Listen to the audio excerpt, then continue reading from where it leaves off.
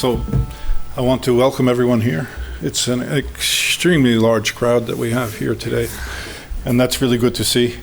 We also have our good people here on Zoom, so that's nice, and we're going to have a good discussion, I think, here about data policy with regard to open science, and in particular with regard to crisis situations.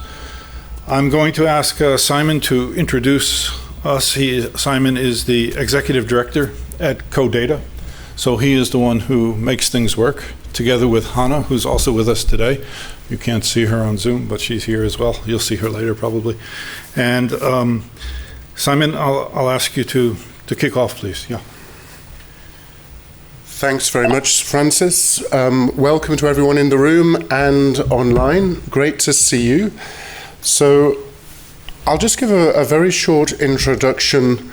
As Francis says, I'm Executive Director of CoData. This event is a little bit, I think, of a rinse. Simon, we cannot hear you.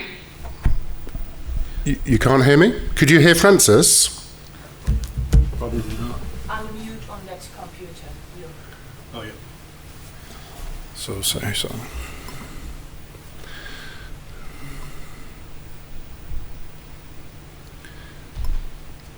So why are we not seeing that screen?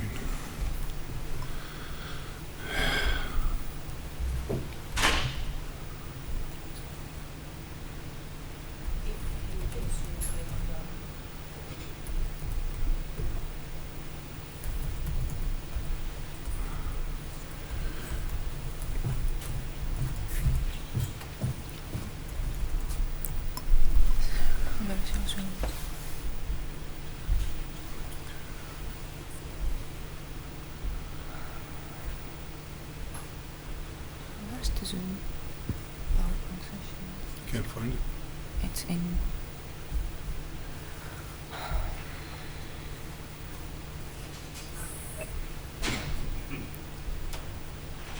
What can't you move? Okay. It should be fine. You'll have to start again. Okay, so I think, colleagues online, can you hear me now? Yeah, okay, great. Yes, I can we see can. people. Did you hear Francis's introduction? No. No. Okay. Sorry about that. We had a technical hitch here. It was muted.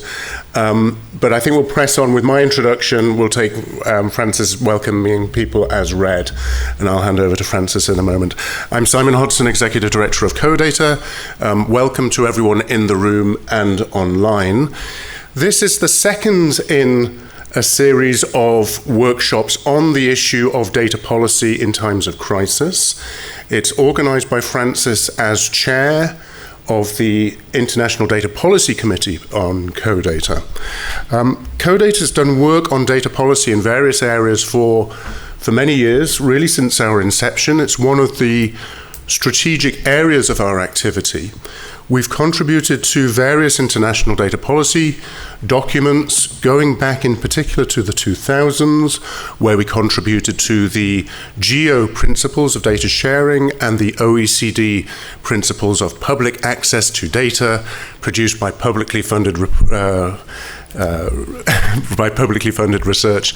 A snappy title, which we had nothing to do with, but contributed a lot to those principles. And more recently, we've contributed to the UNESCO recommendation to the report Turning Fair into Reality, to a review of GBIF, and so on. So the Data Policy Committee really provides us with a group of experts that contribute to policy activities in that way. The Data Policy Committee also identifies issues of importance for groups or subgroups within that committee to work on. And I think this is emerging as one of the key areas of future activity for the Data Policy Committee. How can we develop policies which are reactive or prepare us effectively to data issues when there are times of crisis? And there are at least two modes in which that can be important. If there is a disaster, whether natural or human-made, are we equipped in our policy frameworks to respond effectively, to gather data that can help us act in those times of crisis, can help us respond to the crisis. For example, the sort of work that Bapon Fakhruddin and his colleagues in our task group on disaster risk reduction do for immediate rapid mapping and the obtaining of data to respond to issues of earthquakes or tsunamis. And that's sort of the daily work, really, of Bapon and his team at Tonkin and Taylor, and of some of the work that he's been doing with the CODATA task group. Another dimension for data in times of crisis is that upstream or before event preparation. Are our data policies robust enough to prepare us for the data stewardship, for data rescue, for example, in times of war? And we think of the invasion of Ukraine at the moment. So these are just two dimensions, I think, where data policy can be of importance in times of crisis. As I say, that rapid response and that preparation upstream. A few weeks ago, we had a very interesting workshop in Leiden, and I'm sure that this will be a very useful continuation of those discussions. Some of the things that came out of Leiden, which I'm sure will be picked up today, were this idea that it's perhaps not a radical change in the nature of the data policy, but we do need to take into account the extra preparation that we need, the extra robustness of data policy in order to prepare for times of crisis. So hopefully that's been a useful introduction to why CODATA is interested in this, some of the background of some of the sort of thinking about this topic. And I'm going to hand over now and leave you in Francis's capable hands. I hope this workshop will be excellent. I've got to dash into an adjacent room for a panel on data interoperability. But good luck with this workshop, and yes, over to you, Francis.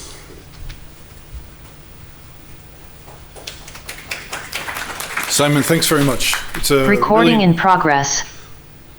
great. Oh, thank you. Good. Thank you, Hannah. You'll have to do that here for the group. It's just using the mouse. Oh, okay. Great. That's Hannah. Hannah makes things work. Thanks to Simon for a very nice introduction here. The only thing I want to add is what's important for us here, and especially for all of us here in this room, but also for the people virtually here with Zoom.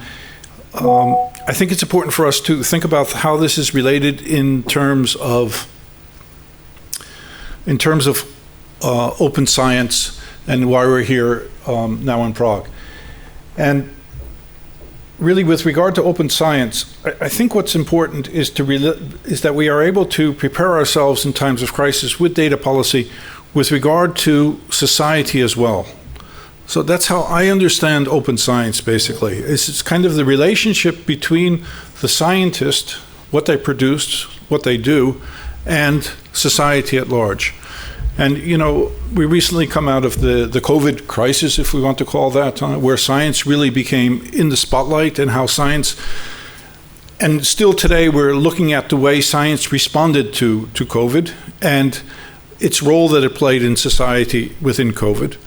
And we're also seeing that now also with regard to the war in Ukraine as well. So what is science's role within society, and how do we prepare for that? And here, science policy, I think, is particularly important, because science policy points us in the direction of why we're doing science. That's perhaps the main interest of science policy, is to firstly state what we're going to do the science for, what the role of the science is, what the reason is that we're using the science for. And then secondly, very importantly as well, is how we're going to organize science in response to or in preparation for a crisis situation. And with that said, I think I'll give over to Virginia Murray. And Virginia, I think you can share your slides now. Virginia Murray has a really enormous experience at the international level, particularly with the UN organizations, but also with the government in the UK, on how to respond to disaster situations in the world, and Virginia will take us through that. So, Virginia, please. Thank you so much, Francis. Can I just check you can hear me and see my screen? Yes, we can hear you and see your screen. Thank you so much. Francis, thank you for your lovely introduction. I think this concept of data policy for open science in disaster situations is really, really important. So I'm sharing a few thoughts from learning from COVID-19 for public health on the need for data policy. And I think we're all very pleased with the UNESCO recommendation on open science and, of course, how we make it all work. COVID-19, a global pandemic which unfortunately is still there. It hasn't gone away. The impact of COVID-19 has been enormous, not just in the healthcare, travel, education domains, the science, the developments of all the things that we need, but it has been something that has really impacted us all on how we live and how we think about these risks from health. This is the information from yesterday, from the 15th of November from the World Health Organization. This data is updated daily. It's an incredible achievement. Data is provided on the number of confirmed cases, the confirmed deaths, but also on the numbers of vaccine doses administered across the world. And you'll notice that over 12 billion have been given from the 9th of November.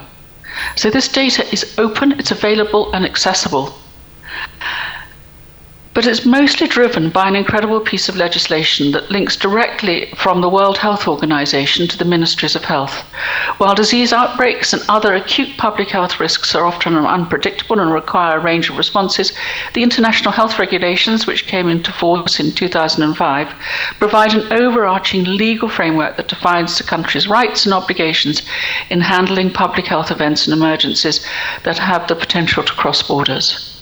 We in the UK have a very clear focal point, which we have really tried to use to inform everything that we do from the UK to the World Health Organization. But it's not just that that has been so open. Okay, the WHO published technical guidance on infection prevention and control in early January of 2020. It became a public health emergency of international concern in late January, but there was also open science, which I think is incredibly important. So a coordinated global research roadmap for COVID was developed in March 2020 and published, talking about powering research, coordinating research, committing to fair and equitable access and facilitating future research actions. So looking at the outcomes of the COVID-19 research and innovation in April 2021, you will see that each of the strands of the roadmap have attached to it all the different policies and research activities undertaken by every single funder and who the IP of each of the research programs are and what they are and how it's all been pulled together, but also shows how much money has been spent on the different programs. This is all linked through COVID Circle, but also the UK Collaborative on Developmental Research, and it's available online for anybody who'd like to see it. But WHO uses it as a way of documenting how open the research has to be. Now, this all links very closely to the UN landmark agreements, which are voluntary agreements of the Sendai Framework, the Paris Agreement, and the Sustainable Development Goals. Of these, for us in disasters, the Sendai Framework is particularly important, which talks about a global outcome guiding principles and priorities for action, but includes 7 global targets and 38 indicators. It addresses reducing mortality, affected people, economic losses and damage to infrastructure and disruption of basic services, concentrating particularly on health and educational services. But it also talks about increasing our ability for every country to have a national and local disaster risk reduction strategies and international cooperation and availability for multi-hazard early warning systems and disaster risk information and assessment. A lot of this is driven through the Sendai Framework Monitor System, which is now live, but one of the hazards that we spotted was the fact that we didn't really understand what all hazards meant. And this is the paragraph in the Sendai Framework, paragraph 24J, which talks about the need to strengthen technical and scientific capacity to assess disaster risks, vulnerability, and exposure to all hazards. So to improve our knowledge, I was very kindly and invited to chair a technical working group for the United Nations Office for Disaster Risk Reduction and the International Science Council, and we published our technical report in July 2020. We could only do this because of the incredible engagement with many UN organizations, International Science Council organizations, including CODATA, industrial science partners such as the Industrial Insurance Development Forum, but also through humanitarian organizations. We had, besides this, many volunteers and a huge outreach to many. Delivering this meant that we then had to write the hazard information profiles to explain why the hazards were there. And this was published in October last year, where each hazard had a primary definition, a scientific definition, metrics, relevant UN conventions, essential annotations such as drivers, outcomes, and risk management, and who might be the owner of that definition. So of these 302 hazards that were identified as meteorological and hydrological, extraterrestrial geohazards, environmental, chemical, biological, technological, and societal, even though that's not within the Sendai framework remit, we were able to understand what we could share, and this is just a sample of some of the hazard information profiles. And you can see who owns them, why they've come, but they've been developed, and the incredible support we've had from UN and other organizations. We know that we need regular review and update of this, but we need to know that this hazard list actively really engages with policymakers and scientists in evidence-based national risk assessment processes, and that we're delivering things that are really needed by all. And we need to address cascading and complex hazards and risks. So this particular ontology, which CODATA has been so much part of, provides a common set of hazard definitions for monitoring and reviewing implementation for all these 3 UN landmark agreements. But now, increasingly, they must be used for early warning systems that the Secretary General of the UN has been calling for since March this year, and there's a major driver on how we can take this forward. So for data policy for open science in crisis situations, data enables society for health and challenges and opportunities. I've tried to share the fact that a lot of our data in the health domain is open, is accessible, and is driven by really helpful legislation, such as the international health regulations. That we have looked at all the different types of hazards that we've identified and even developed hazard information profiles, although for COVID we only have a draft one because we still don't know enough about it. We've identified the hazards that we need to include, but we also now have the early warning and early action that might be needed for the future. Having this all together means that we will try and make our data as open as possible, but as closed as necessary. And we hope the European Science Cloud will be able to use some of these fantastic ideas in a useful way in the future. Many thanks, and back to you, Francis. Virginia, thanks a lot. That was... I need to unmute. Probably going to need... Where do I do that? I think I'm going to... Can you unmute me there? But I don't see it here. Sorry. Francis, we can't hear you. Now I see. Thank you. Yeah. Virginia, thank you very much. That was really a great presentation. And I think it shows us as well, not only the importance of the work you're doing at this very high international level with regard to disaster preparation and response, but it also shows us why something like the European Open Science Cloud can be so useful and so important going forward in the future. It's really good. Maybe we can just ask if there are any questions or thoughts at this moment from the audience, either here or virtually.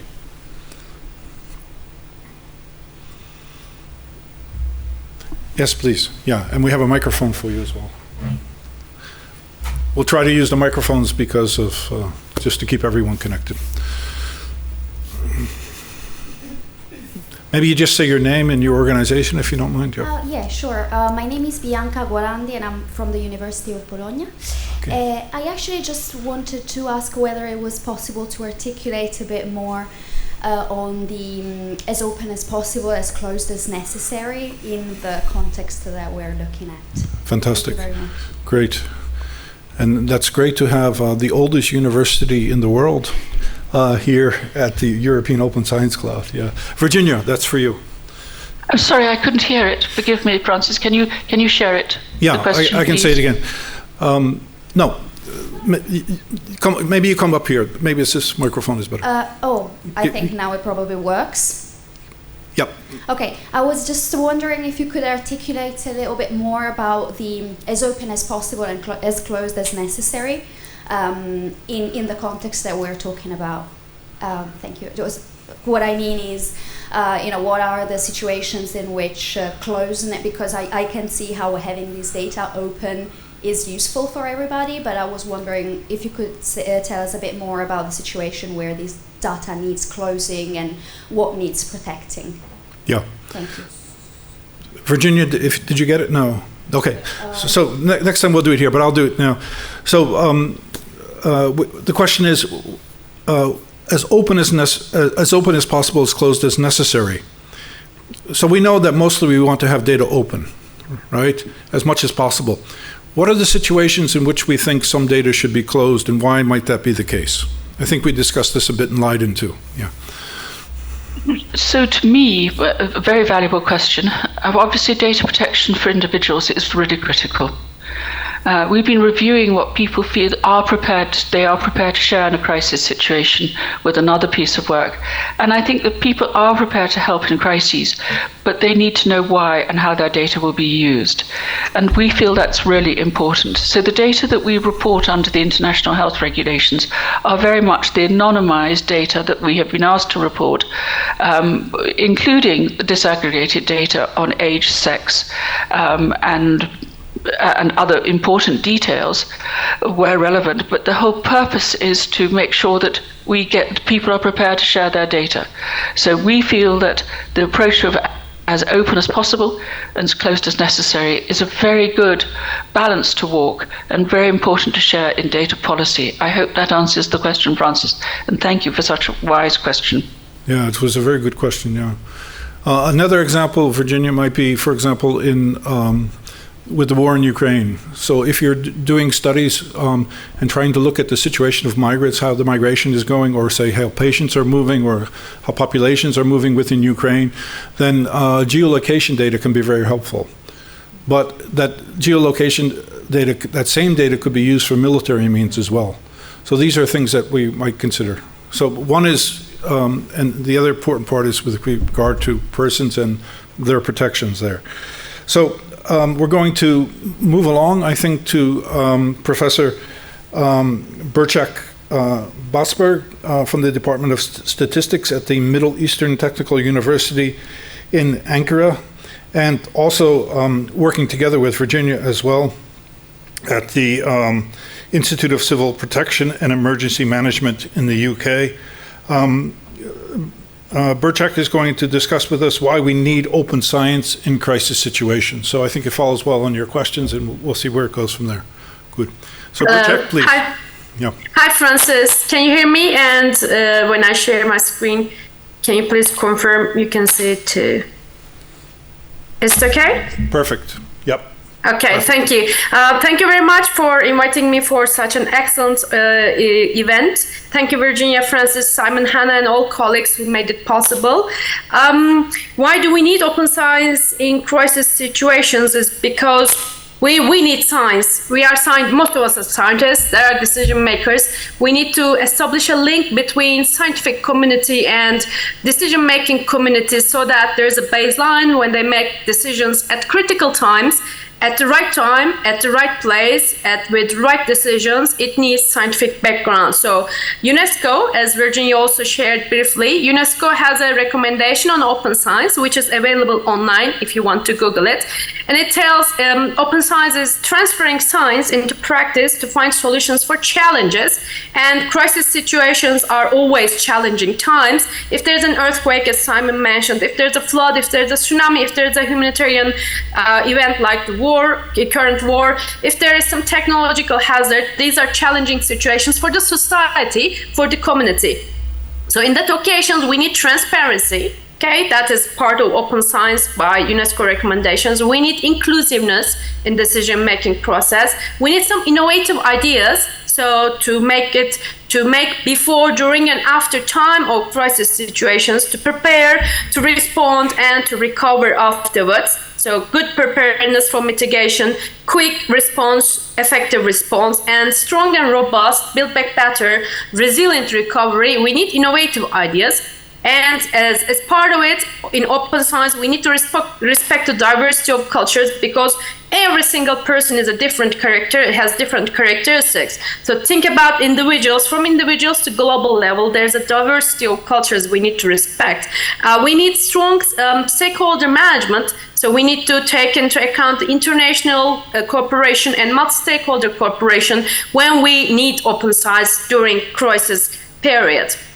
So academic freedom. So I'm an academician by profession, so I believe in academic freedom. If you are free academically, it will make life easier to produce freely, and that the output can be used for the good for the community, for open science purposes, and for the goods of the community. We need integrity of research. We need scientific excellence. We need sharing information, sharing data.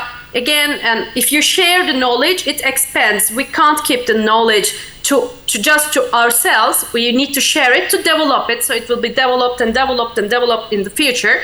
As the colleague asked, it needs to be open and closed at the acceptable levels, okay, keeping the confidentiality, but we need to share the data to really make it open science. And communication with society, because at the end of the day, whatever we're doing, we're just serving for the needs of the community to make a difference in people's life who need it, who need us. And we come up with scientific publications. So again, scientific publications are necessary, even a report, even a peer-reviewed journal article, even a blog spot, because we use the information, we use the data, as Virginia also shared based on COVID as an example.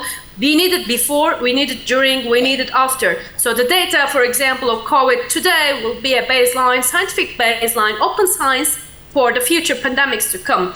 We need to have using virtual and physical materials to make it open, to make the science open, as we're doing today. With COVID, again, we got used to using virtual materials very much. So it is open science when we do the Zoom meetings, when we have the Teams meetings, etc. So that's again a graph figure from the UNESCO Open Science documentation, where you can see the values and principles where the open science is based on. I like the word responsibility, for example, on the right-hand side, under principles, responsibility, respect, and accountability. We need equity and fairness. So it is diversity and inclusiveness. We need collective benefit, because it's not just for one of us, it is for the needs of the community. So it is a collective benefit when we work for the purposes of open science. I want to give an example on an earthquake case which happened in Turkey as an example back in 2011. One is the city. It is pronounced as number one. One is a city near to Iraq and Iranian border in the eastern part of the country. And I had a reconnaissance work with a multidisciplinary team to the area after the earthquake.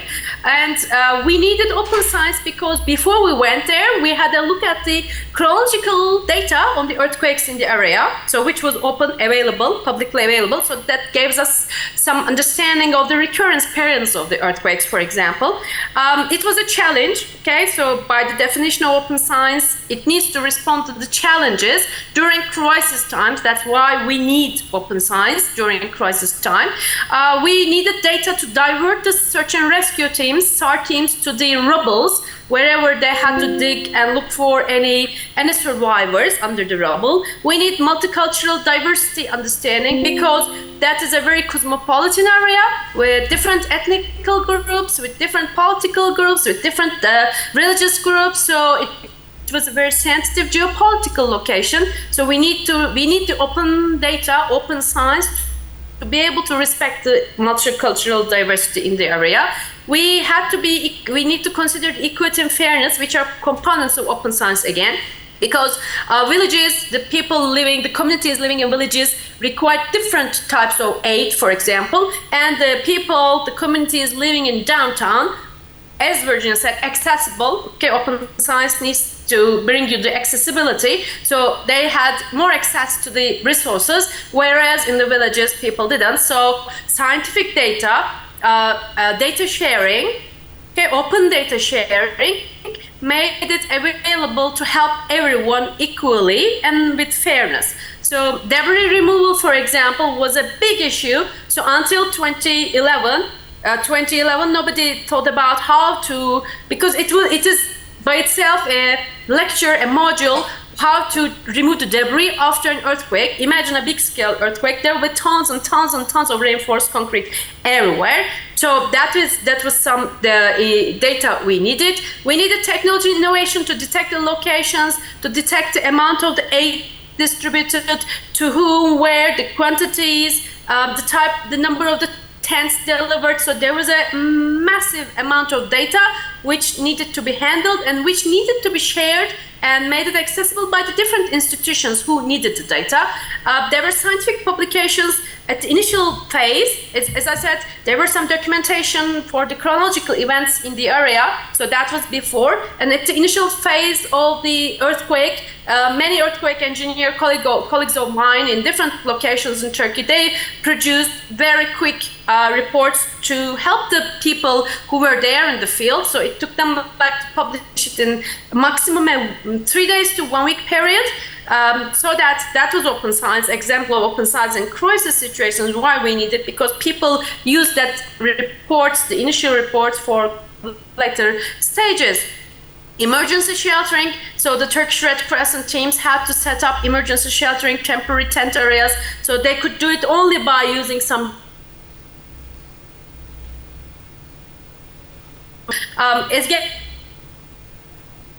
and there were some donors who funded some money there to support people, so there needs to be a rollout of what's going on, horizontal accountability, vertical accountability to the donors, to the funders, to the community. So it was again a need for open science. Thank you for your interest and time. I think I'm on time, and these are my emails if you want to reach me out for more details. Thank you. Wow, Professor Burchak, that was fantastic. Really good, huh? I can't hear you, Francis. You're muted. I'm going to learn this. I'm going to learn how to do this. Thank you very much, Professor Burchak. That was really, really well done, really nicely presented. And it gives us a really good understanding of why we need open science with regard to data policy. I first asked if there's any questions in the room or online as well. Please, we have someone here. Maybe you come up to the microphone here. I think that's the safest. Yeah.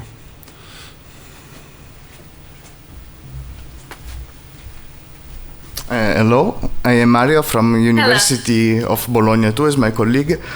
I have a couple of questions. The first one, the concept of open science in crisis concept, as I understand, implies the speed of share of data. But that could imply also that some data are heavily biased due to this, if they are shared too fast. For example, this is the first question. The second one is if there is bias also, for example, in COVID data. Many countries have a different way to determine death by COVID.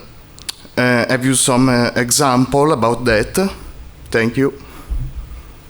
Okay, thank you. If I heard you correctly, the first question is the speed of the data sharing, right? Yes.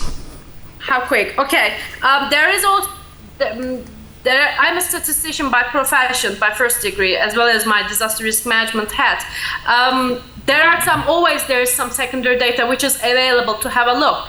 But the speed of the data depends. It's a huge variable. It depends on the country. It depends on how professional the country has been collecting data on different variables which would be available or necessary during crisis time. So, for example, in Turkey, there's a gentleman by himself. From his personal awareness, he has been collecting meteorological data for past 50 years. So he is the most trustable, I can tell, meteorological data resource in Turkey that few people know. So it is a variable, random. So it depends on the country, the speed, if that answers your first question. Second question, yes, there is always a bias. Statistically, there's a bias. There can be errors, okay? So again, there can be humanitarian errors, measurement errors. Somebody can say 5. You get 5.5, so the error term. But there are techniques in scientific techniques to reduce the bias. Actually, this is where data policy is needed. So if you have a data policy framework which is available internationally, that would reduce the bias, in my opinion. If this answers both of your questions. He's very happy. We see a smile. Yeah. Thank you. That's fantastic. Thank you. Okay, great. Yeah. I can't say it, but thank you. Maybe one more question, and because often we think, particularly with regard to open science, and I think the discussions we see here, we see a lot of discussions about fair data. So that's one question: is how are we going to verify our data with regard to doing this in crisis situations? I think that's a reason we need data policy, to be able to prepare a bit, right? Definitely. And then the second thing, which is something different, I believe, than fair, is what about data integrity, which I think leans a bit against what you're talking about on data on bias as well. Do you want to say anything about that, Burçak? Yeah, data fairness, definitely. This is why we need data policy. I 100% agree with you. For data integrity, very simple example, collect from Turkey, because I have experience from Turkey and hazards. There's a system now which collects, like joins all the emergency numbers under one number, like 112. So if it's police emergency, if it's a medical emergency, if it's fire emergency, now they call one center and it distributes the data and to the relevant agencies to operate. It is not an easy job. It is not an easy job to integrate all the relevant data, but we can do it even with little errors, little deviations, which can be calibrated by time. I think we can manage it. Why not? It is important. You need to have integrated data. Yeah, good. Thank you very much, Burçak. And I think we'll move on now to Dr. Irina Kushma, who's joining us from Kiev this morning. Irina, very nice to have you here with us. Irina works with the Electronic Information for Libraries, where she is the Open Access Program Manager. And Irina will talk to us today about data policy and data governance for open science in crisis situations. So I think this really follows on very well from the first presentations that we've had already. Irina, very nice to have you with us, and we look forward to listening to you. Please. Thank you so much, Francis, and good morning, dear colleagues. Actually, at this particular moment, I'm not in Kiev because it would be impossible for me to join you online from Kiev because of the blackouts. So what I would like to share, building on previous talks, how we could think of effective data policy and data governance for open science in crisis situation. And I will also be building on our experiences with COVID-19 data sharing, and we've achieved a lot, but still percentage of data sharing COVID-19 data is lower than we all had hoped for. We all advocated for open science, So maybe that's another opportunity now to think again what could be done better and what we could ensure to make sure that we are prepared for future crises. And I'll be quoting RDA COVID-19 working group recommendations and guidelines on data sharing that were released when COVID-19 started. So I think we have a lot of successes with coordinated cross-jurisdictional efforts to foster global open science and data sharing, but there is still a lot that could be done. So I think funders need more robust mechanism to have aligned data sharing policies and also shared investments in infrastructures and services. And data sharing across international jurisdictions is still hard, and that's a particular problem that Ukrainian universities and research institutes are facing now. That legally it's almost impossible to. It is impossible to store sensitive data and personal data outside national boundaries. And in Ukraine, there is a special provision from the Ministry of Digital Transformation that short-term storage could happen, provided that it's really closed storage, dark archive, no availability whatsoever to anyone, but just a Ukrainian arrangement, and if data needs to be stored abroad, this Ukrainian legal arrangement won't work as well as GDPR and other international laws. So that's one of the areas that still needs to be addressed. And it was mentioned today that research institutions and funders should have policies, but there should also be a way to engage large technological companies, mobile network operators, social network companies, and others to make sure that there is access to data that could help understand, for example, crisis and population behavior. And I don't think a lot happened during COVID-19 with that, and that's an area where we could work more to have more aligned data sharing policies, of course with the goal of protecting citizen rights, as it was mentioned earlier. Then another area are incentives, and there are a lot of advances with coalition on research assessment, but not all universities joined this coalition yet, and I think these are still early days, and additional effort is needed to make sure that researchers are really incentivized and rewarded for early sharing of their data and software, that they really receive credits and recognition for that.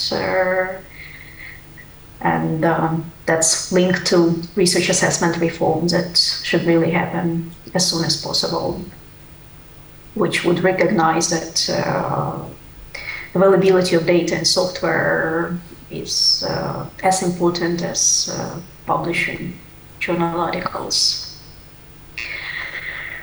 Then there were some studies that showed that it would be a lot easier for researchers to share data if there are specific guidelines available from research funders. And this RDA COVID-19 data sharing recommendations and guidelines was one example where there were specific examples and specific recommendations how to share data in epidemiology, genomics, social sciences, and other areas.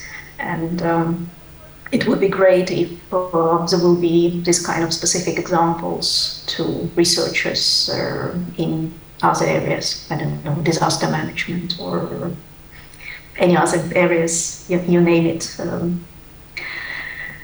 And then, of course, speaking of funding decisions, and we see that already happening with the European Commission, where when researchers are assessed, when their contribution to research is assessed, then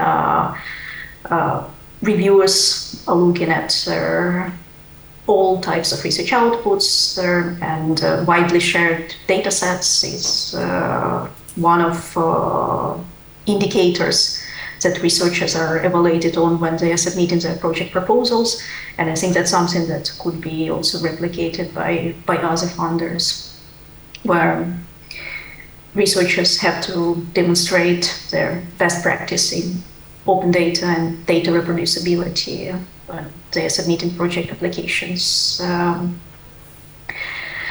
This notion of data paper is something that we hoped would be picked up more during COVID-19 times, and maybe that's this data paper type of publication, which is something in between a shared data set and a final journal article, is something that could be supported and promoted. And then timely availability and timely publication. Maybe it would be good to stress, of course, if possible, if there are no privacy issues or other issues, if data could be shared as soon as possible after it has been collected and not as soon as the publication has been accepted by the journal, because that might be already a little bit late for emergency situation. And the importance of requiring data availability statements and, if possible, pointing to data available in data repositories. And that's something that publishers could push for, and also that's something that funders could push for in their grant management decisions. Then I think it also became obvious that those who are supporting fair data sharing should also be supporting infrastructures, because they're essentials, they're pipelines, and there should be a shared mechanism of supporting and investing those infrastructures. And of course, here we should think about economy of scales, and not to duplicate efforts, and see which infrastructures we need on the institutional level, which infrastructures we need on the national level or regional level or European level or global level. But that's a discussion that should really happen. And when we talk about supporting infrastructures, it also means supporting people, because if infrastructures are people, and making sure that there are human resources available to run those infrastructures, and then those who are using those infrastructures also know how to use them. So this importance of training should also be a data policy priority. And then it's really important that the minimum required infrastructure, including infrastructures, technology, skills, people, and frameworks should be accessible to all sectors and jurisdictions. For funding decisions and data policies, I think we've seen how interdisciplinary COVID-19 research was. And I think we can say that for many other research areas, one of the policy actions could be to prioritize those projects that make an effort to make data reusable across disciplines and domains, and also make them linkable and interoperable.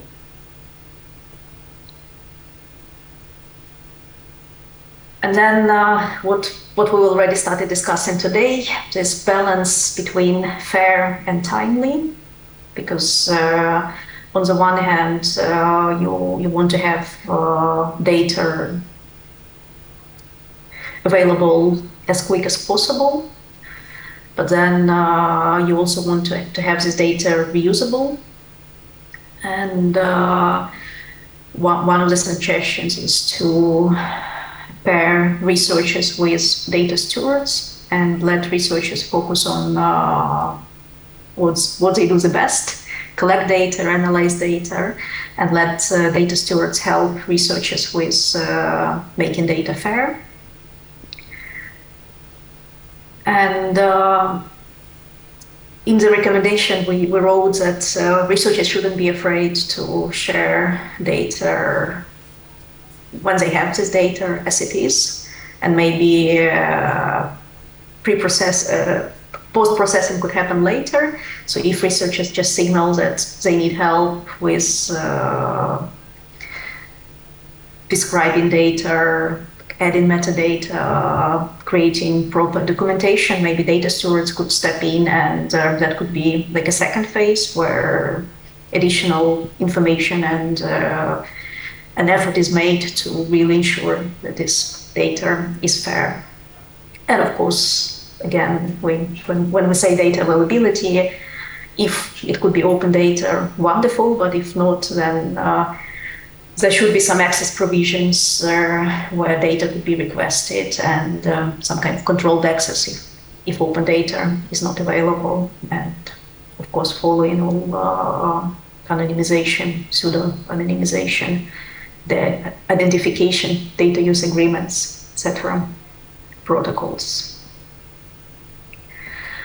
And then what we've noticed with COVID and what we are seeing in Ukraine, that of course our policy goal is to have data deposited in trusted data repositories, but it's not possible always, because a lot of data still appear on websites, and this effort of systematic web archiving websites is really important in times of crises, until the data could be moved to a safe location and permanent, long-term, and made fair.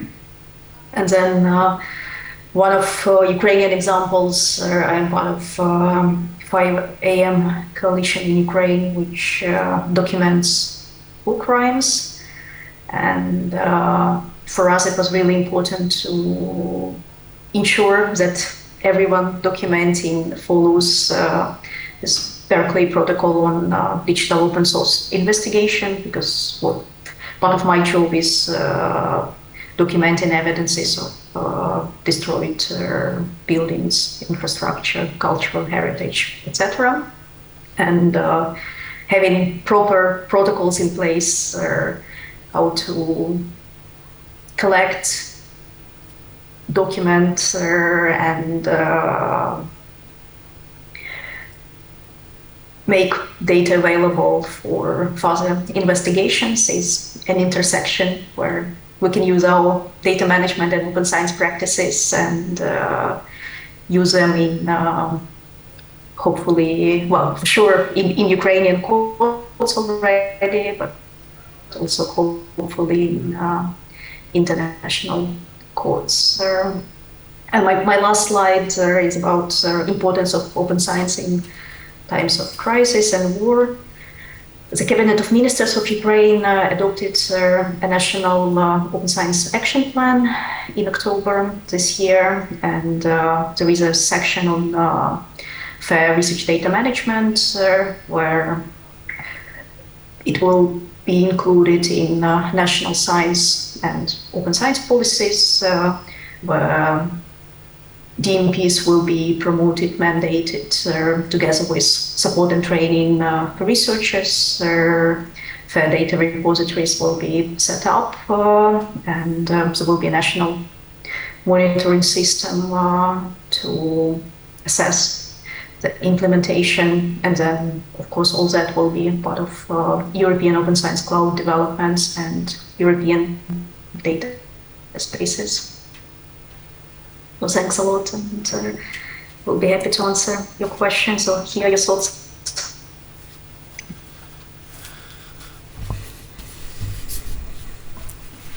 I need to unmute myself. I did it. Sorry, I don't hear you, Francis. Irina, that was fantastic. Wow, that's really good. I thought that's so important. And the work of the RDA COVID-19 working group and the recommendations and guidelines and data sharing, I think they're really relevant. I think they're really relevant to what we're doing here in Prague, to what the entire group here is doing in Prague. I think you brought in to perspective two things that seems important here. One of the things is the guidelines already point to the importance of policy, of data policy, in preparing for crisis situations such as COVID-19, or as you mentioned at the end, with regard to Ukraine now. And the second thing that I thought was important there too was you mentioned the importance of infrastructure. And I keep thinking when you're speaking here today, and when Boček was speaking, and when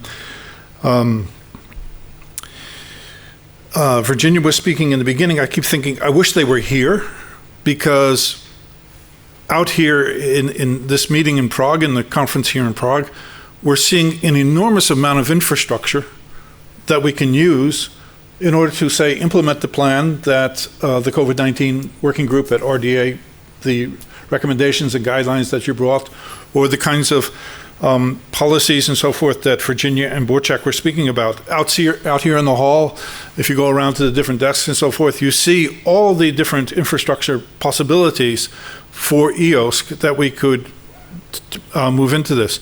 So I think it'd be really good, maybe Irena too, because that was a fantastic working group you had. That was an enormous amount of people that worked on that for those recommendations and guidelines.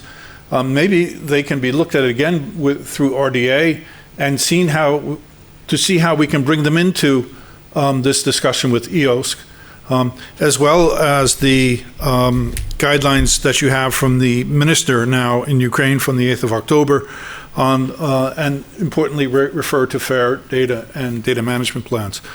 Any questions in the room or online? Or comments or thoughts?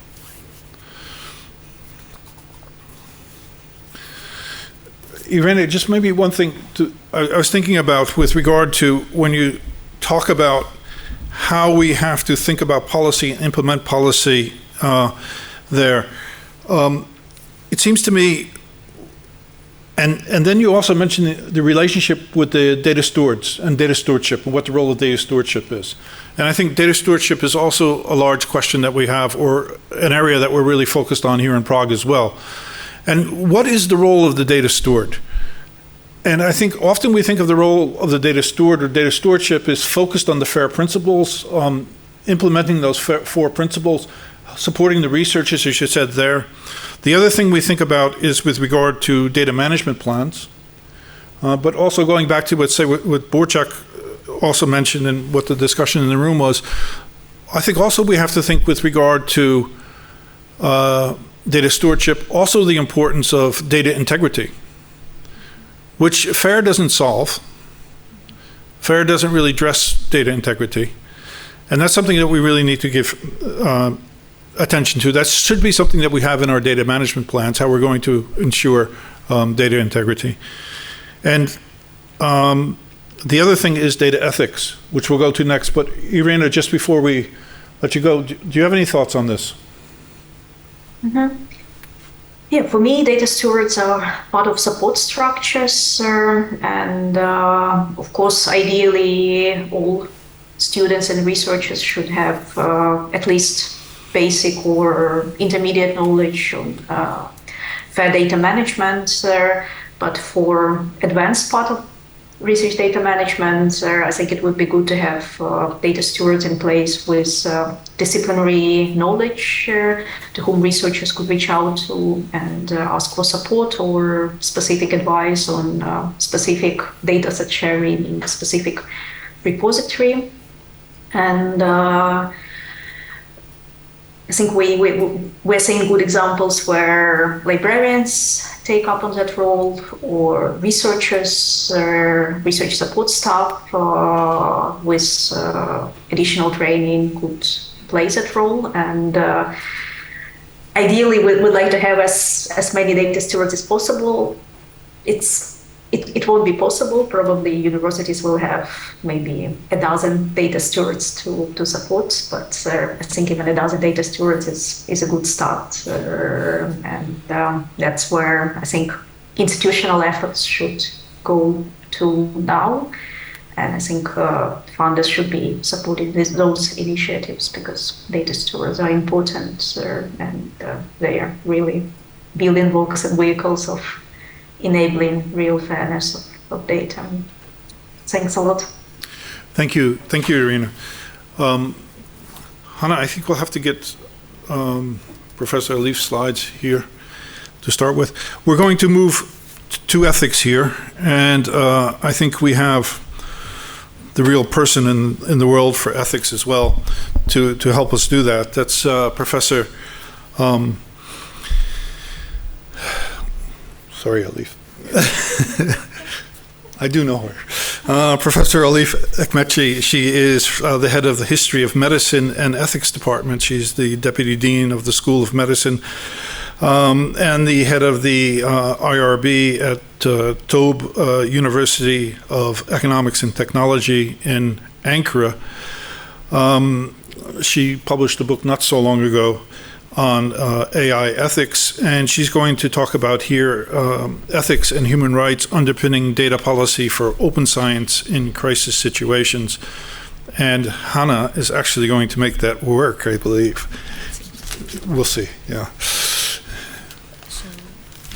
No, it's you have to go to my, yeah, there.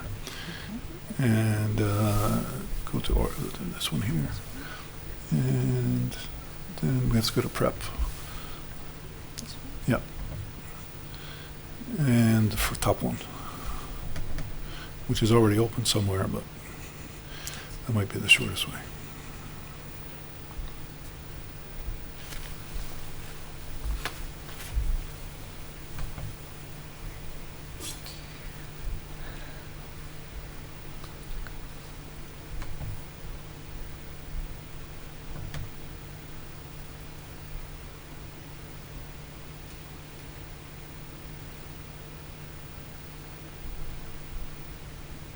So we'll bring in the troops. It should be fine.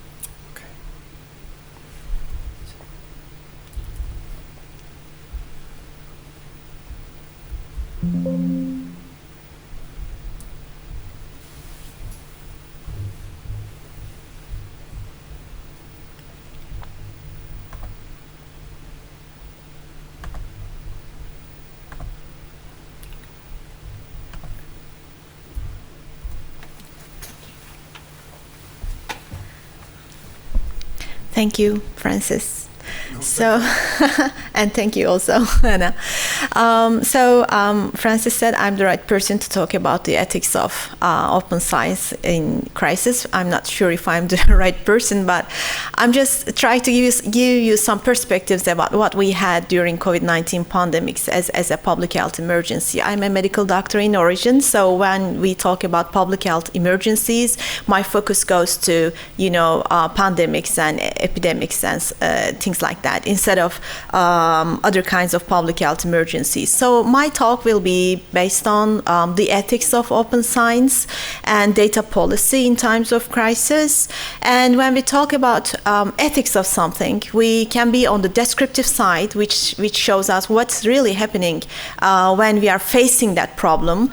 And we can also be on the normative side that shows us what we should do or what we must do to do the right thing in times of crisis. So my presentation will be on both sides. I'm going to just reflect on what happened during COVID-19 pandemics and also try to discuss with you about the normative sides of the issue. So what could we do better, or what should we do better in case we have such a public health emergency again, which we will have for sure. So when we talk about the open science, we have actually three aspects of it. The first one is the open access, like making the scholar interactions available to public and scientific community, free, reusable data, preprints, and reviews. And then we have the open source and open data, collected data, metadata, and source code sharing to foster replication, enhance data reuse, and facilitate the review process. And now we have the open review process, which is publicly available review, making the reviewer reports publicly available, and also authors' answers to the reviewers, so that the review quality is enhanced, and we can also reduce the risks of conflict of interest. And in terms of open science, we can just see it as an open common in which scientific data is accessible to everyone. When I say everyone, I mean literally everyone. I mean the public and the academicians and scholars at the same time.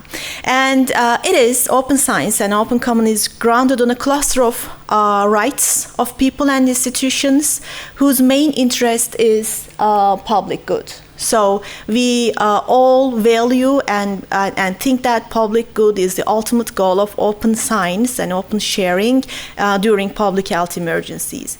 And the need for open science is emphasized during public health emergencies such as pandemics because of the urgent need for fast science and intervention to, just solve the problems or cure the disease, whatever. So what happened during the COVID-19 pandemic in terms of open science? Well, publishers made new COVID-19 articles open access so that in any kind of information, any kind of result generated from the research could be shared literally real time. And also reviews and preprints were shared more systematically. What we also saw was retractions. And also what we saw was news agencies or social media posts disseminated unreliable or unchecked results vastly. So there's some pros and cons to what happened during the COVID-19 in terms of open science. And when we're talking about ethics, we have to welcome the controversies, regarding what happened and to decide how we can overcome the cons of open science, or what we have done or what we can do better. So we can say plausibly, we can say that the pandemic fostered accessible and transparent open science and highlighted the need for accountability and adaptation of sturdy mechanisms to avoid unvalidated results. Infodemics was another real problem during pandemics, which was also articulated by the World Health Organization. We share data, we share results very, very quickly because we are in a hurry, but also we have the risk of infodemics, which became so big that institutions described it as another risk for all humanity. And open science provided important insights about research integrity during the pandemic. So that's a way that we can criticize ourselves regarding the research that was conducted during the pandemic. We saw that there were over-recruitment in trials, and we saw that conduct on human trials were sometimes done before ending human trials, and overlooking adverse effects of medical interventions to find a cure as soon as possible. And we saw that there was the duplication of research, and we could all define these because of open science, because we could see what was going on transparently. And also Open Science made the effective pre-registration sites like IRB approval, reduced duplication, assuring that the research is conducted as it is planned, mitigating the risk of falsifying or fabricating the results. So why do we need openness during public health emergencies? Because we all think that, and we all hope that it's the way to enhance transparency and accountability in research, and also to promote accessibility and reusability of research outputs within and beyond the scientific community. And the pandemic once more proved that open science is a technical, social, cultural, and a moral issue. So when we are talking about open science, we have to have a comprehensive view about what we really do when we practice open science. Okay, so what are the pros and cons of open science during public health emergency? The pros are accessible real-time data, enhanced possibility of scientific intervention, which is the main aim of research during public health emergencies, avoiding duplication of research and enabling prudent use of resources. And also there are some cons. You can just see them in the literature. Hurried and sloppy publications becoming available to the scientific community and public, and overlooking responsible conduct of research principles. However, I have some doubts about these cons. I mean, I don't really agree that these are the cons of open science, but I think they are mostly the expectable results of unpreparedness for public health emergencies. So open science is just a tool that's being misused because of this unpreparedness. So let's not put the blame on open science, but let's have a look at our preparedness plans. I mean, Burçak also said in her presentation that crises are difficult situations. So as we can prepare with the facts we have in our hands. However, when crisis arises, there are some different factors that we may not have foreseen. So it is difficult, but still that's the nature of crisis and disasters. So open science is a useful tool, but if we use it if we use it with the right intentions and right norms and right guidance. So when we talk about ethics of open science, actually we have a broad range of ethical realms. The first one is research ethics. And when we talk about research ethics in terms of open science, we just look at the responsible conduct of research from a principle-based approach. We all know that the 4 principles of research, responsible conduct of research, so they are relevant in terms of research ethics in open science. And now we have data ethics. So data ethics is not the only ethical realm that we have to think and we have to operate in terms of having an ethical open science, if I may say. It's one of them only. And in terms of data ethics, there is the big data, real-time data, there is the AI and machine learning.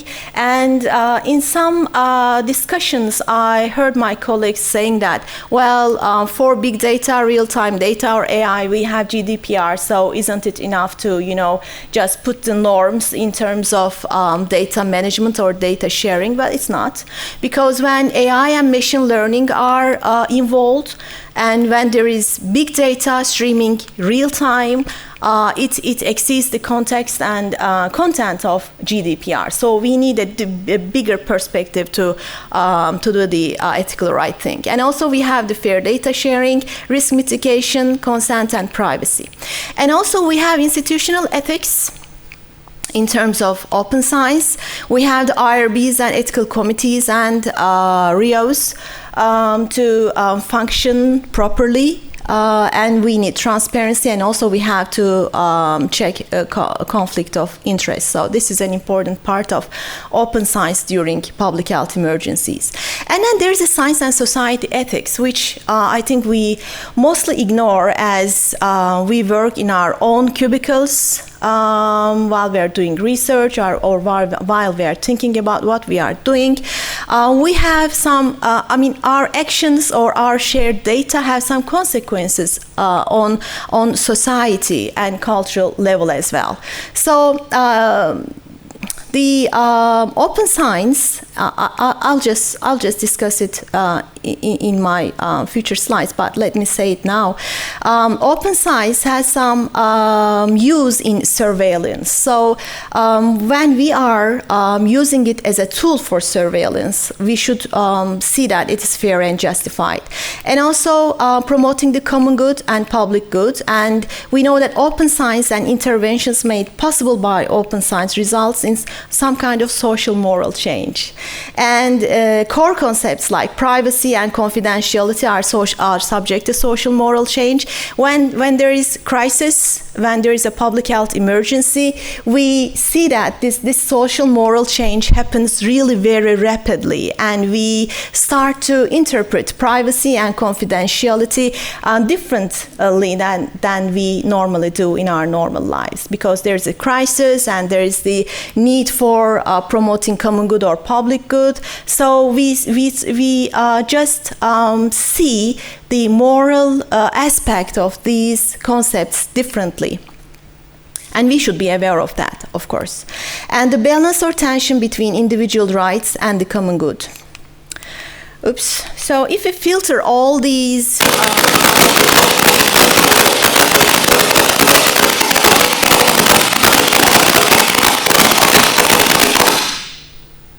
That was the only thing I could think of. It was effective. Let's see if we go back. Was it me? No. No. Don't worry. Okay. Next slide. Try to unmute now if it's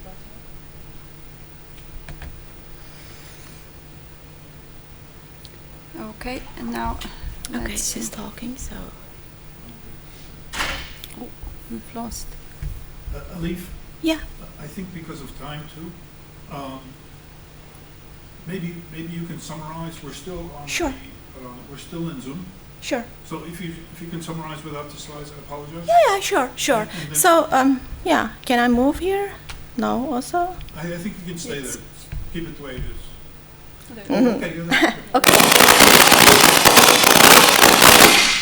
Okay, so I'll be quick to, and just elaborate if you have questions. So if we filter these, what I have already said about the different realms of ethics, we can see that consent, respect for autonomy, privacy, confidentiality, risk mitigation in terms of data collection and data management, fairness and justice, and data ownership and IPR are the important aspects. So, my last slide, let me say, rethinking moral values in terms of public health emergencies.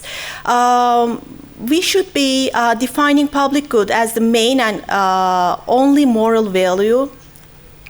We should refrain from defining public good as the main and only moral value, not to ignore other essential values and principles. And also define value in terms of economic and interventive capacity. To do good public is too narrow. And we should develop and sustain a broader cancellation of values that embrace individual rights, which are autonomy and the right to determine the good and the valuable for oneself, ownership and property rights, diversity, cultural values, and vulnerabilities. My last slide would be on scientification. It's a term that I made up. What I mean is using the scientific data, which is streamed very fast during public health emergencies, as a base, as a ground for public health interventions, like limiting individual freedoms or individual rights, or doing some kind of surveillance. So I think that is one of the risks for using open science during public health emergencies in terms of ethics. So thank you.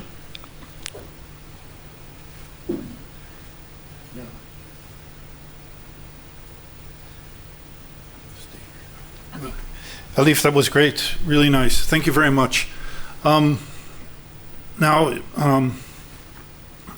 this is why you have to join the RDA AI and data visitation working group, because then you can see what Alif is doing and you can hang out with Alif the way I like to hang out with Alif. And we do this together with a great group of people there. And we'll talk about this more this afternoon as well. So, Alif, I think we go to the panel discussion because we only have a few minutes left. So I go there. Yeah, is that okay? Yeah, sure. Yeah, good. We have three panelists with us. We have Professor Marielle Borovitz from the Sam Nunn School of International Affairs at the Georgia Institute of Technology. It's very, very early in the morning for Marielle. She's also on the International Data Policy Committee with me at CoData. And also another member of our committee at CoData is Professor Zhang Li from the Computer Network Information Center at the Chinese Academy of Sciences in Beijing. It's a little bit more reasonable amount of time for her there. And we also have with us Chris Erdman, who's with the GoFair U.S. Office and also the Michael J. Fox Foundation. And interesting too, Chris was the founder of the Library Carpentry when he was with the American Geophysical Union. So I think what we'll do is we'll ask Chris and Marielle and Li just to give us 3 or 4 minutes from each of them, their perspectives on what we're doing here. So maybe we'll start with Marielle, then we'll go to Li, and then we'll go to Chris. Marielle, please. Sure. Well, thank you for having us here today. And it's been an interesting set of talks. And forgive me if I stumble through. It is 4:30 in the morning here, and I actually have not gone to bed yet because I stayed up to watch the Space Launch System, the Artemis 1 launch, which finally actually launched this time on the third try. So, in any case, maybe connected to that, the direction I come at this issue is really from the space community, which I think is one particular example where we see data being used in crisis situations, satellite data in particular. And I think there's some really interesting connections to a lot of the important issues that people have raised in the talks earlier this morning. For example, the satellite data has value in lots of different types of crisis situations. So we see that certainly with things like natural disasters, but also things like the pandemic, health data, kind of looking at the outbreak of various types of diseases, helping in actually vaccination campaigns. It's been used to identify locations where human populations are centered, making sure we're getting to all different people. So you have that kind of breadth of application. You also have a lot of variety in terms of where the level at which the projects are organized. So we have national level projects like NASA's disaster program. You have international projects like the UN Charter on Space and Major Disasters. And then we also have the commercial sector playing a role and providing data in disaster situations as well, and in crises. But then, of course, there's still challenges and a number of the things that we've already heard about this morning. So, when you're accessing civil government data, then a lot of times, not always, but a lot of times this data is openly available. And that can be really important, particularly when you need data both before the crisis begins, right? You can access that historical data, very rapid data as the crisis is unfolding, and then ideally continue to have that data access even, as the crisis unfolds on a kind of a longer time scale. But when you think about, for example, that commercial element, it raises questions about when, there are situations where data can't be shared, or at least not on a full and open way of making that available. Similarly, satellite data has been playing a really important role in the war in Ukraine, including the data from commercial actors, and that adds another dimension of kind of national security issues related to sharing data. So I think, it's an interesting case study where you can see a lot of the challenges that we've talked about throughout the day in one particular area of application. So I'll stop there, and I'm interested to hear from the other panelists as well. Well, thanks very much. Good. I think that really adds, space always adds a dimension. Huh? So it's a nice dimension to have here too. So thank you very much for that. Good. Li, you just launched the Office for the Global Open Science Cloud, and it's great to have you here joining us from Beijing. What are your thoughts? So thank you, Francis. Thank you, everyone. Much appreciate to join this discussion. And this afternoon, I have to think about this data policy design in time of crisis. And here's some of my ideas. I just try to collect the different perspectives together, and then I summarize them as the protect principle. The first P, protect P, means people. The second R is resources. The third O is operational governance. T means technology. E means endowment. C, communication, and T for tomorrow.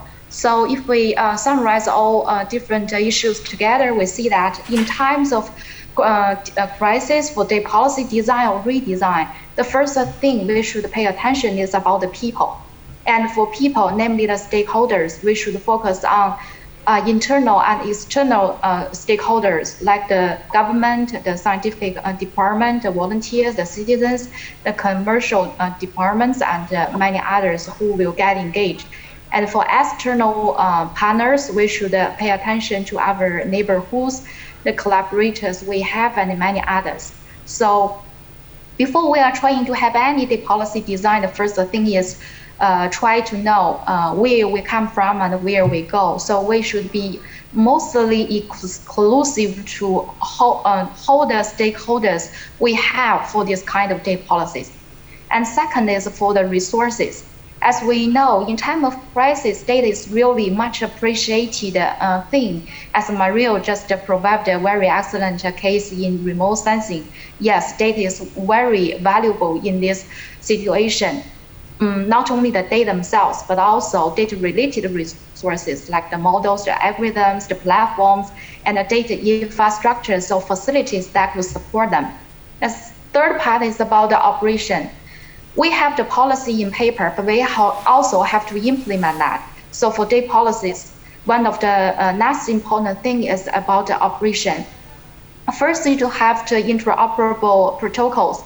As Irina has just mentioned, the excellent case for the early publication to promote the open science and things like that.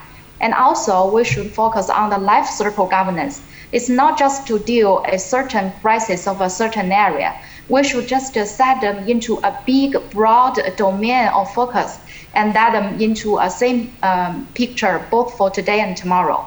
And the third, for operation, we should think about is the metrics and incentives. That is to encourage both those. If we have the top-down view, we should have the metrics to measure the responsibilities that has been taken by those who have the responsibility to deal with the crisis. If we have the bottom-up view, we should focus that those volunteer work should be really appreciated and encouraged to do so. And last but most important for operation is the accountability and the ethics. As Aspers has mentioned, some very excellent work they've done in RDA. And the next one is for the T, the techniques. As we see that there are many very, the attractive things we do for the ICT. And for some of this employment, they could really help us to deal with those extreme situations. So the techniques will be one element we could not pay more attention. And the next is about the endorsement or endowment, or we call it emergency funding.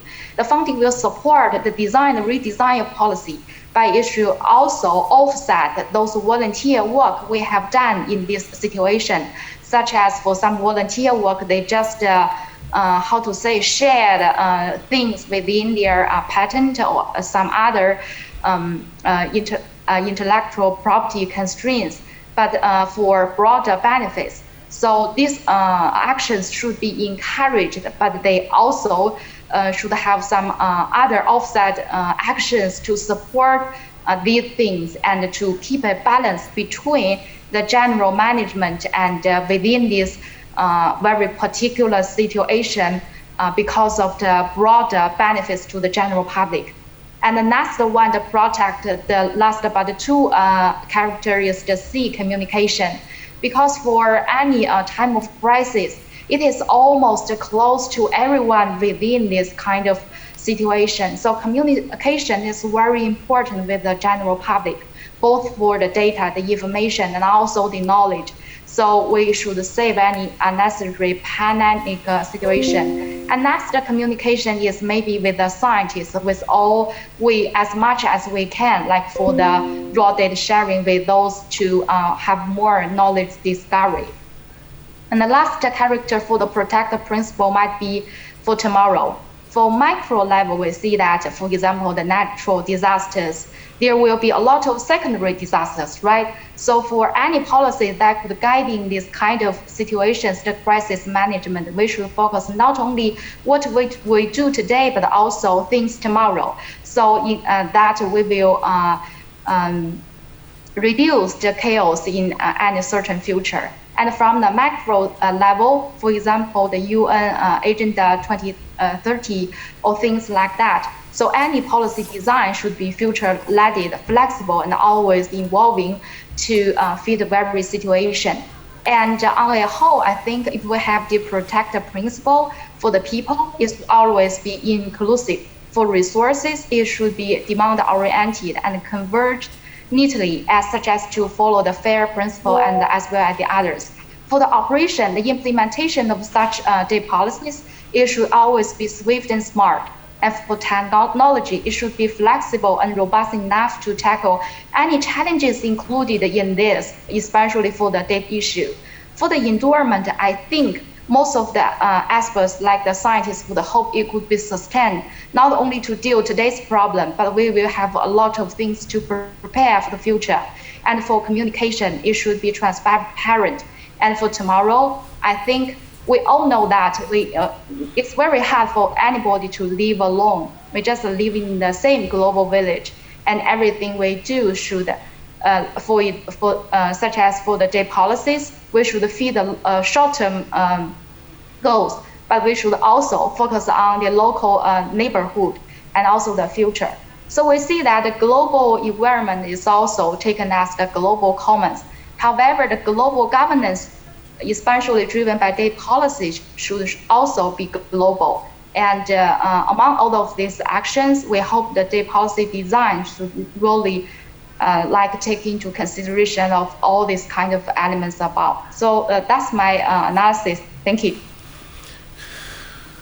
Lili, thank you so much.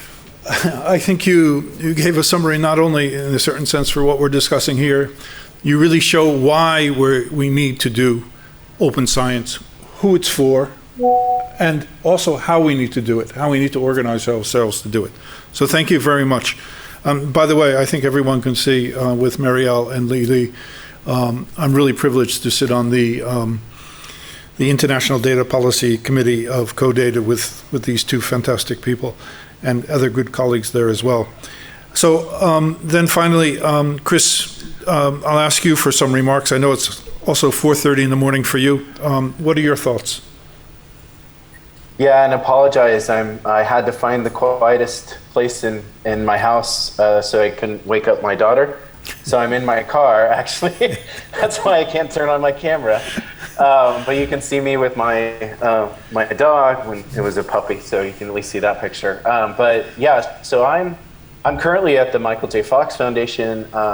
I've been lucky to bridge between society, publisher, and also the funder side now. So I was at the American Geophysical Union before. And I guess the first thing I wanted to touch on is that, the importance of sort of open access, right? Like the Michael J. Fox Foundation actually has an open science policy, open access. It's pretty forward-leaning. But in doing sort of landing at the funder, I'm looking at sort of how the policy is and how we are assessing it, and looking at the landscape of how we're sharing our information, we still have some work to do. So one of the things that I'm doing is looking at some of the things that actually others have talked about with open science and sharing data and software, is that the structuring of that information is still very difficult, and you can actually see when you do this sort of in-depth analysis of how authors are sharing this data that actually they're not, and like in many cases, or they just still don't have the mechanisms or the training. I mean, this is really stuff that Arena brought out, and so that's something I'm very, very much working on, of trying to sort of take our policy to the next level, which is to delve deeper into how can we make that data, the underlying data, those tools, the software more discoverable, and that's working with all the stakeholders throughout the system, but also sort of at a grander scale. You'd say one of the motivational factors in the U.S. at least is this White House OSTP guidance that's coming out to further move towards open science, to opening up research, which I think is just fundamental. Like if we don't have access, and that's what's actually preventing me at the moment for doing in-depth analysis on all of our research, is that some is still closed, and you can't you run across all these sort of barriers to understand sort of what impact, how is Michael J. Fox Foundation furthering Parkinson's disease research. And so that's one area that I wanted to sort of touch on based on what I've heard from everyone. And then the other one is based on what I heard from Mariel. It's to further what she was saying about what NASA is doing. Actually, NASA has a program called Transform to Open Science, and I was privileged to really be involved in leading aspects of that, and still am very much involved. So Transform to Open Science has this goal in the year of open science in 2020-2023 to really start moving the needle forward and training researchers, training their 20,000 researchers, but also that global perspective of training on open science. And one of the things I wanted to share from that was that organizing this group of 40 experts in open science. So this was actually not just US, it was broad, it was global, and they were open science experts from, we had a number of communities around the world involved with understanding, how we can create sort of like this baseline of what does open science mean, what does it mean for a researcher, what are the sort of first steps that they can take, and that was really meaningful. I think that's what maybe some of the things we're talking about is where we have this saying, where the rubber hits the road.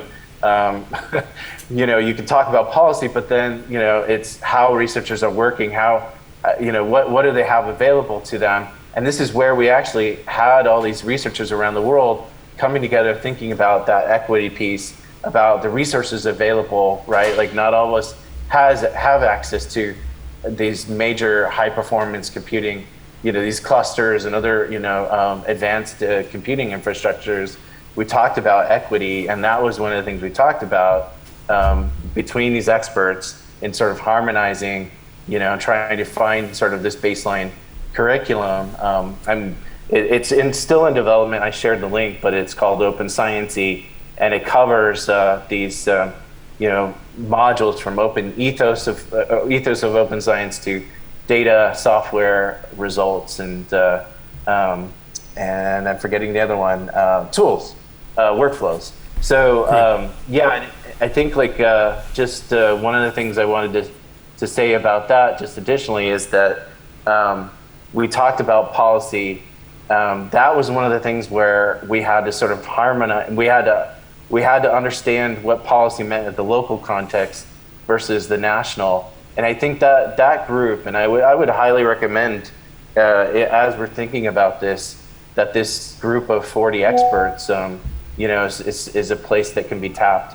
As we were thinking of what is policy, how do we work across all these sort of different regions and different policy aspects and sort of try to find that sort of baseline open science approach. Anyways, that's it for me. And I hope everyone's still in the room, Francis. Oh, everybody's still here.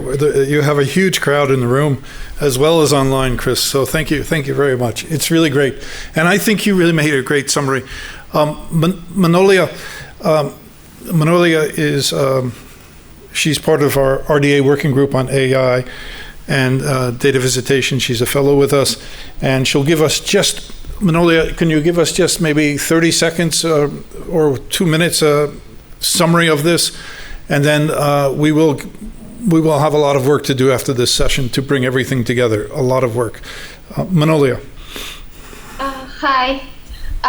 Thank you for this event and thank you for registration. I actually wanted to able to attend this in Prague, but my visa just didn't work out.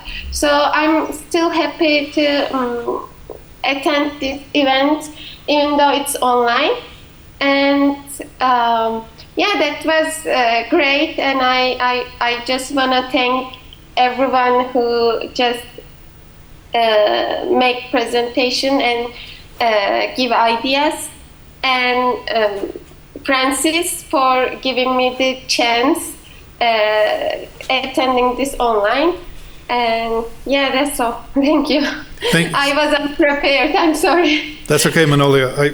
We're good. Well, you'll have a little bit of work to do with Alif and myself and Hannah and everyone else here.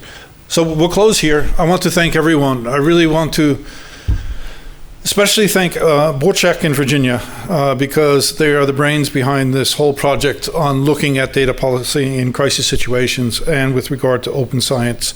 So I really want to thank them. They're the ones who did all the thinking to put together the program. They put it together well. I need to thank especially Simon and Hannah for giving us the platform, for making it possible, for situating this so well within CoData. I would not have made it through this past hour and 45 minutes without Hannah. I would be in a mental institution, I think, if you weren't here. So thank you very much. I also want to thank the colleagues here from the Clarion Hotel here in Prague. You guys were fantastic in helping us. So thank you very much for making this work here too.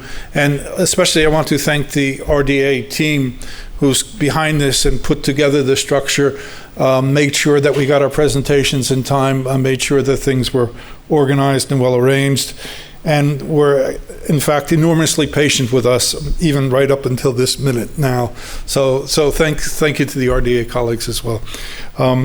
Good. We'll close here, and I think we'll try to have a publication of the report of this meeting in the Data Science Journal with CoData, and we'll also get that to the RDA people and to the EOSCA future people and try to get that back out to everyone who participated. Thank you all. Bye-bye for now.